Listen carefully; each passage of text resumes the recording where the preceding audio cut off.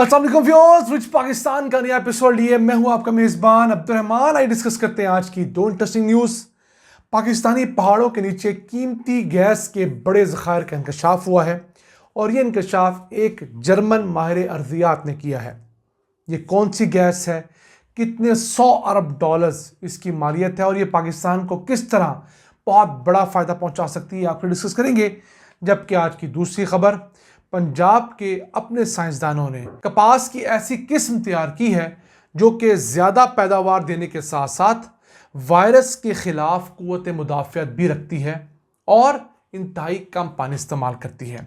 इस किस्म के बीज को पंजाब में काश्त करने की इजाज़त भी दे दी गई है।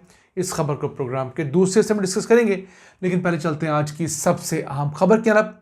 पाकिस्तानी पहाड़ों के नीचे कीमती गैस के बड़े ज़खायर का इंकशाफ किया गया है। जर्मन माहिर अर्जियात डॉक्टर फ्रैंक ज़ुआन ने इंकशाफ किया है कि पाकिस्तान में मौजूद 3 बड़े जो पहाड़ी सिलसिले हैं, जिसमें हिमालय है, हिंदू कुश है और कराकरम है, इन तीनों अक़साम के नीचे बहुत बड़े गैस के ज़खायर हो सकते हैं और वो होंगे हाइड्रोजन के ज़खायर। अब हाइड्रोजन दुनिया में इस वक्त एक लेटेस्ट फ्यूल है। जिस तरह एक तरफ दुनिया के अंदर इलेक्ट्रिक गाड़ियां इनकलाब बर्पा कर रही हैं, उसके पैरेलल जिस सोर्स के ऊपर काम हो रहा है वो है हाइड्रोजन का सोर्स। अब उसका फ़ायदा ये है कि जब हाइड्रोजन और ऑक्सीजन आपस में जो है इंट्रैक्शन करते हैं तो उससे जो तवानाई निकलती है उससे वो गाड़ी चलती है। उस फ्यूल सेल के अंदर होने वाले इस रिएक्शन के सबब गाड़ी, बसें, ट्रक्स चलते हैं और अब तो ऐसी गाड़ियाँ भी आ गई जो हाइड्रोजन के ऊपर 400 किलोमीटर तक चल रही हैं। अब पाकिस्तान में जो पहाड़ी सिलसिले हैं इसमें और दुनिया भर में होता यह है कि जब बड़े आज़म आपस में टकराते हैं तो जो रॉक मेंटल है उसके साथ जब पानी का इंट्रैक्शन होता है तो उससे शदीद हरारत पैदा होती है। उस हरारत के नतीजे में ऑक्सीजन पैदा हो जाती है, हाइड्रोजन पैदा हो जाती है। तो बहुत सारी जगह ऐसी हैं पहाड़ों के नीचे जहाँ पर हाइड्रोजन फंस जाती है, तो वहाँ सदियों से फंसी पड़ी है। अब जैसे दीगर पहाड़ी सिलसिले बने वैसे पाकिस्तान में भी कोई हिमालय, हिंदू कुश और कराकोरम बने हैं, तो इनके नीचे बहुत बड़े ज़खायर का एक इंकशाफ हुआ है। इसी तरह के ज़खायर एल्प्स के अंदर, स्विट्ज़रलैंड के अंदर, दुनिया के बाकी बड़े पहाड़ी सिलसिलों में भी हो सकते हैं। तो इस माहिर अर्जियात ने हुकूमत पाकिस्तान की तवज्जो इस जानब मबज़ूल करवाई है कि अगर हुकूमत पाकिस्तान अपनी तवज्जो इन सोर्सेज को ढूंढने पर खर्च करे, यानी हाइड्रोजन के रिजर्व ढूंढे, तो यकीन करें पाकिस्तान को हर साल अरबों डॉलर्स तेल की मद में इंपोर्ट नहीं करना पड़ेंगे। हाइड्रोजन से बिजली भी बनती है, हाइड्रोजन से गाड़ियाँ भी चलती हैं।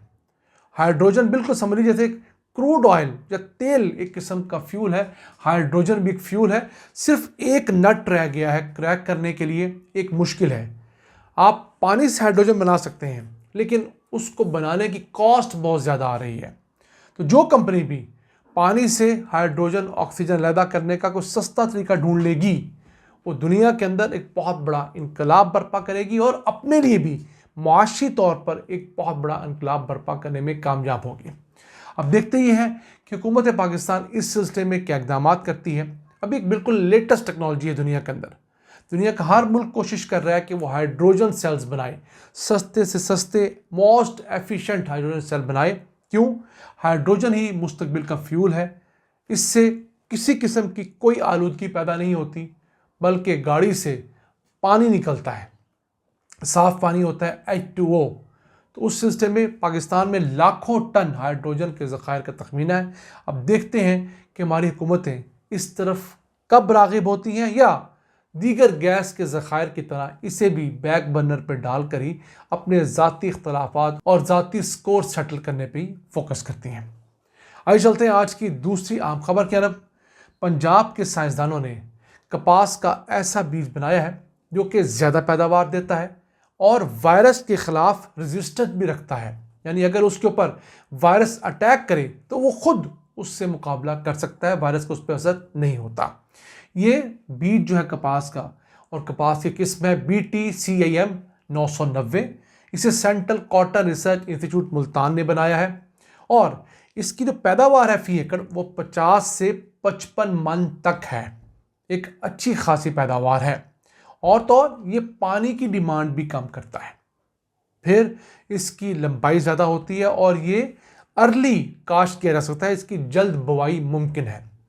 आप तो जानते ही हैं कि पाकिस्तान की सबसे बड़ी एक्सपोर्ट्स जो हैं वो टेक्सटाइल की एक्सपोर्ट्स हैं। हमारी टोटल एक्सपोर्ट्स में टेक्सटाइल का हिस्सा 60% तक है। बदकिस्मती ये रही, पिछले 10 सालों के दौरान पाकिस्तान में कपास का सेक्टर हमेशा नेगलेक्टेड रहा। कपास की पैदावार मुसलसल गिरती रही है।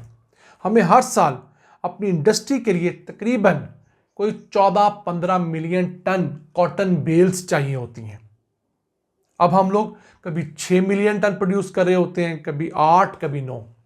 तो हमारे पास जो एक बहुत बड़ा पोटेंशियल है जनूबी पंजाब की ज़मीन, उसका खित्ता, वहाँ पर पैदा होने वाली कपास, हम उसको अगर वायरस रेसिस्टेंट जो बीज है उसके साथ कवर करें, फिर कम पानी दें, ज़्यादा पैदावार लें और अच्छा रेशा लें, तो यकीन कीजिए हमारी ये जो टेक्सटाइल के एक्सपोर्ट्स हैं जो कभी 16, 18, 20 अरब डॉलर्स तक मैक्सिमम होंगी इस साल, वो बढ़कर 30-40 अरब डॉलर्स तक भी हो सकती हैं।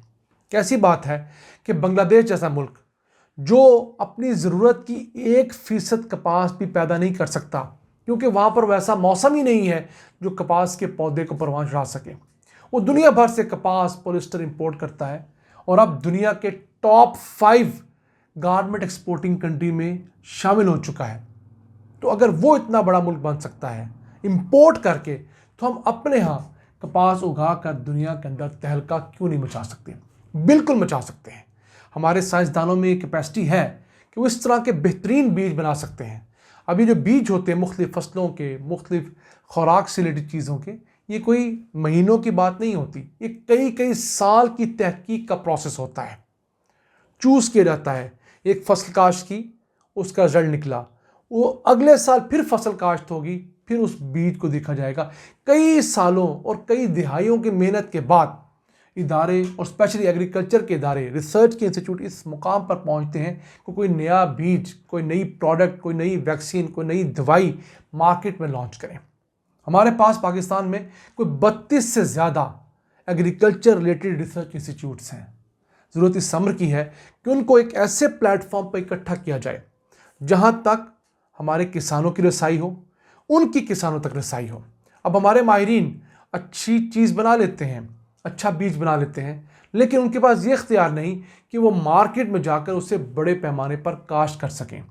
उसे काश्त करने के लिए ज़रूरत पेश आती दरमियान में महकमा ज़राअत तौसीह जो होता है, एक्सटेंशन डिपार्टमेंट, उसके अपने मसाइल हैं। उनके अफसरान को इससे मतलब ही नहीं है कि हमने ये काम और ये एक अहम संग मील अबूर करवाना है। ये एक बहुत बड़ा मसला है। जब हम ये हल कर लेंगे तो यकीन कीजिए पाकिस्तान बहुत सारे ज़रूरी मामला पर अपने कदमों पर खड़ा हो सकता है। अपने मेज़बान अब्दुर्रहमान को इजाज़त दीजिए और अल्लाह से दुआ को रहिए कि वो पाकिस्तान पर अपनी रहमतें और बरकतें बरसाता रहे, हमारे हालात ठीक करे। उसी ने करने हैं, हम तो किसी काबिल नहीं हैं। अल्लाह ने की बात।